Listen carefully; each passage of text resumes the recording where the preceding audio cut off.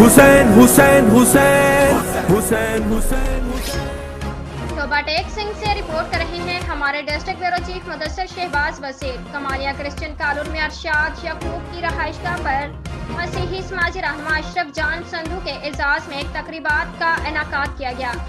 اس موقع پر مسیحی سماجی رہنما اشرف جان سندھو نے مقامی مسیحی برادری سے خطاب کرتے ہوئے کہا ہے کہ محرم الحرام مقدس مہینہ کا آغاز ہو چکا ہے۔ ہم سب بھائی چارے کے فضا کو قائم رکھنے میں اپنا اپنا کردار ادا کریں۔ ملک میں مذہبی آہنگی بے حد ضروری ہے اور جب ہم پاکستان میں بسنے والے تمام مذہب کے لوگ ایک دوسرے کے عقیدہ، غم اور خوشی میں شریک ہوتے ہیں تو اس سے ملک میں مذہبی ہم آہنگی کو فروغ ملتا ہے اور ایک اچھا پیغام دنیا میں رہنے والے لوگوں کو ملتا ہے۔ یہ خوبصورت ملک خداوند تعالیٰ کی جانب سے ایک عظیم تحفہ ہے جس کی قدر ہم سب کو کرنا چاہیے۔